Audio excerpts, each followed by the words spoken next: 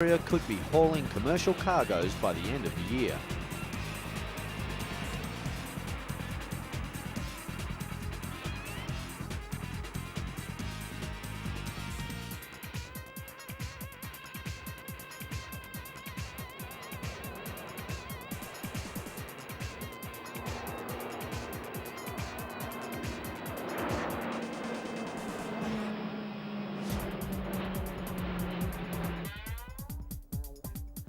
Antonov is also the designer of the AN-124-100, the largest plane currently in commercial use.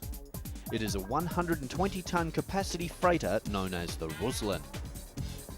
The AN-124 is aimed at a niche market for super heavy and oversized air cargo, which is worth more than $200 million a year and is dominated by Russian and Ukrainian carriers.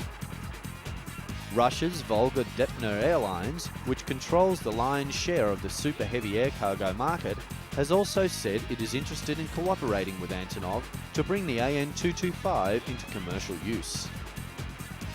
The plane, expected to make an appearance in June at the world's largest aviation industry air show at La Baguette in France, was launched in 1988 as part of the former Soviet Union's space program. Just 2 such planes were built, and only one actually flew. The turbo AN-225's wingspan is 88.4 metres, and the plane can carry its maximum cargo for up to 4,500 kilometres at a cruising speed of 800 to 850 kilometres per hour. With a lower payload of 150 tonnes, the range extends to 7,000 kilometres. Cargo can be carried both inside and outside the aeroplane. The attraction was huge and visitors came from far and wide to see this mighty beast take to the air. Keep your head up, it might just be flying your way soon.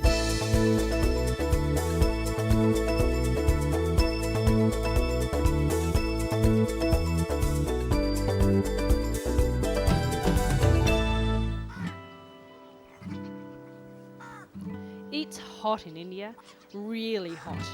In weather like this, where do you find relief? Where do the animals find relief? Special arrangements have been made at this zoo in India's northwestern city of Jaipur to save the inmates from a severe heat wave. Temperatures have soared 5 to 8 degrees above normal in the entire state, with the really hot month yet to come. About 150 peacocks have died in Jaipur city alone over the last few days due to the intense heat.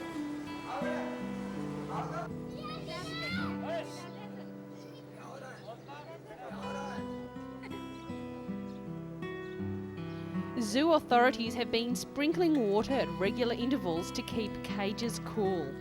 Sunshades made of natural reeds have also been installed to protect the animals. The Jaipur Zoo houses tigers, lions, bears and primates, and is also home to water birds and 1 leopard. One of the visitors to the zoo said they'd also been suffering from the heat. A veterinary doctor has also been called in and electrolytes have been added to the drinking water of the animals to protect them from dehydration. Visitors have been flocking to the zoo in an attempt to keep out of their hothouses and find cool shade. Unfortunately, this is not the kind of heat you can find relief from, and boy, don't the animals know that. If you came from a climate that was usually covered in snow, this sort of heat would really take its toll. Zookeepers are paying special attention to the animals and trying to do all they can to relieve the heat and keep the animals as comfortable as possible. This is one zoo where the lions don't have the energy to roar and the monkeys prefer to sleep all day.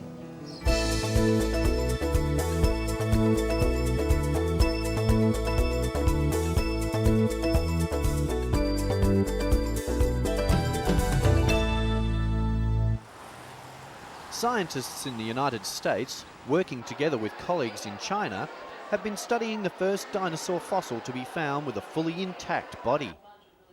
Scientists have identified it as being a dromaeosaur, a dinosaur thought to be the most closely related to birds.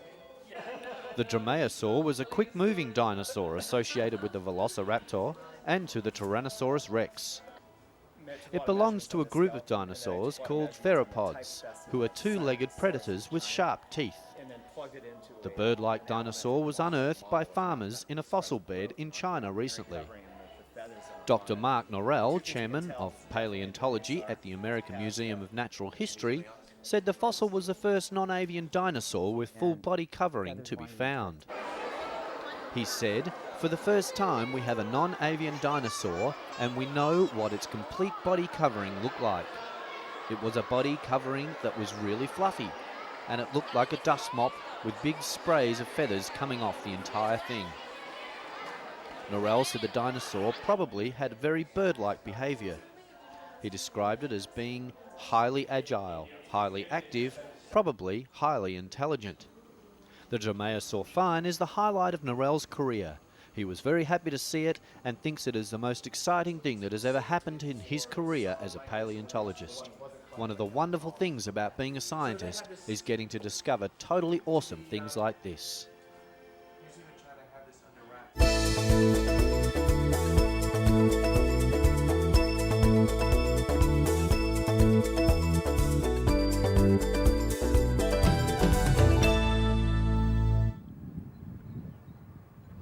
Here in Colombia, hidden well under the ground, is an unbelievable sight.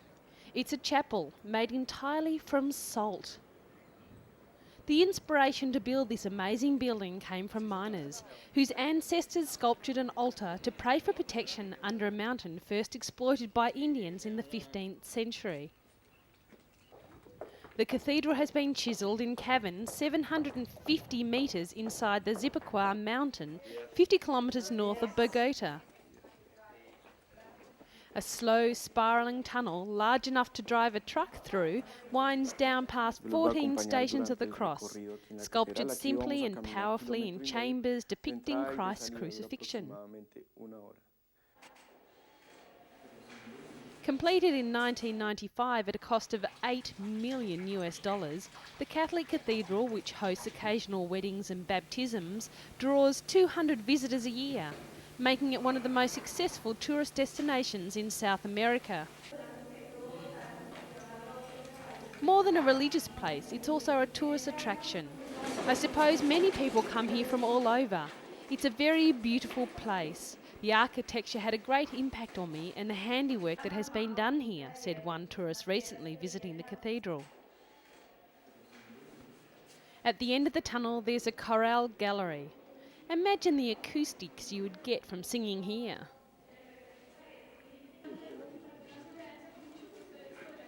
The salt inside the Zipaquirá mountain is white when moist with trickling water, but mostly it's grey-black and feels like typical stone. It can be fashioned into vast rooms, sculptures or strong, sturdy pews. Directed by local architect Jose Maria Gonzalez, more than 100 sculptors and miners laboured for 4 years inside the salt mine, blasting chambers, chiselling rock and smoothing the crystallised salt into a majestic and peaceful place of worship.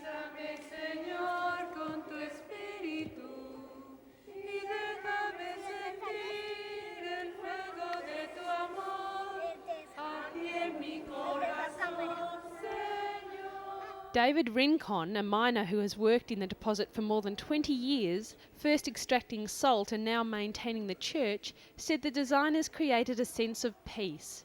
He thinks it should be listed as the 8th wonder of the world. The town of Zipaquirá, who has a population of about 120,000, earns about $1 million a year from the underground cathedral. It costs $5 to get an entry ticket, but the experience is well worth the visit.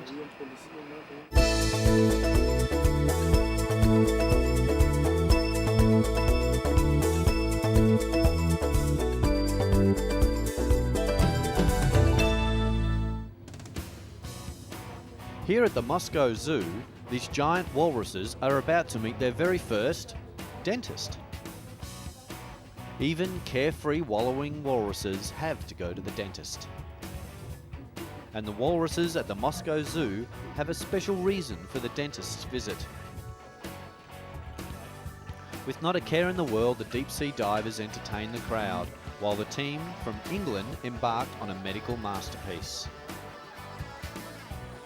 The walrus's family name comes from the ancient Greek word meaning one who walks with his teeth. Very appropriate really, when these guys need a special dental visit to keep them in tip-top condition.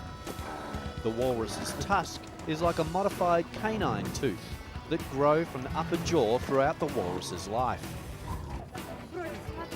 1/5 of its length is hidden in the jaw. The longest tusk ever recorded was 94 centimetres long and 27 centimetres in diameter and weighed over 5 kilograms. That's one long tooth.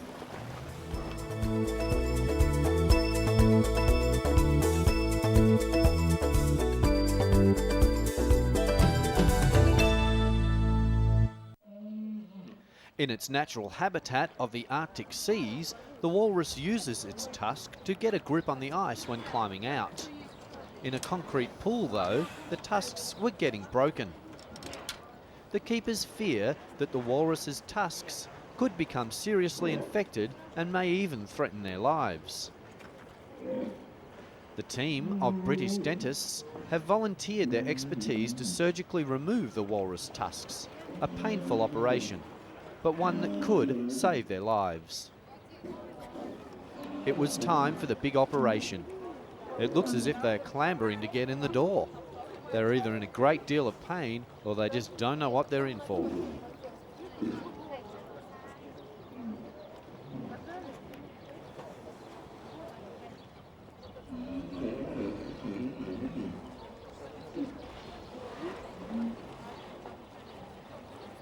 The team, headed by Peter Curtez, specialises in fang and claw patients. But even this operation is unique for them. They had to study the particulars of the walrus's anatomical structure, invent new instruments and think up new methods for removing a tusk.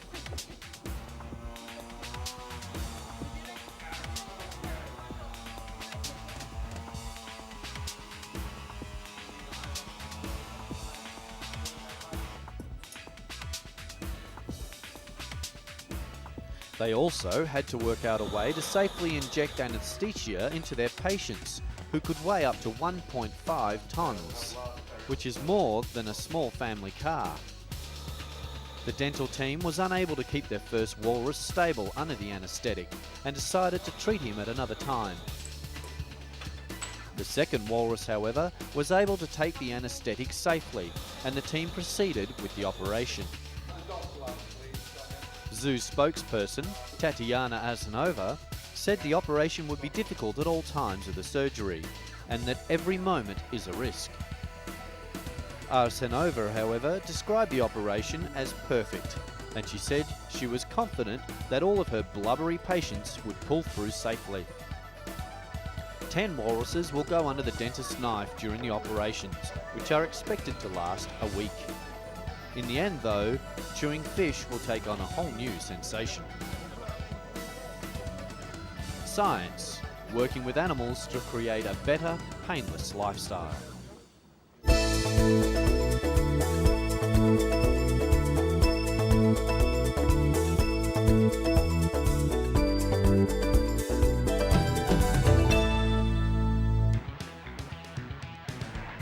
These beautiful, graceful sea turtles are at a great risk of being eaten, not only by other sea animals, but by humans.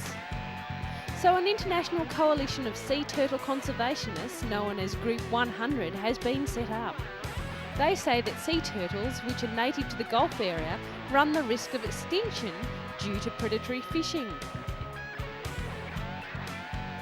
The group placed the alert recently because it's traditionally the peak time of year for sea turtles to be eaten in the region. But Group 100 President Homoreus Ardridis said tourism also posed a challenge to the turtles. One of the factors leading to the decline of the sea turtle in Mexico is the increased population on the coast.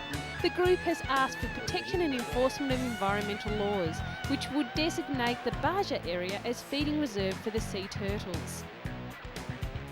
They also said the situation in the Californias has a huge impact on 5 species of endangered sea turtles and threatens the sea turtle population as far away as Hawaii and Japan.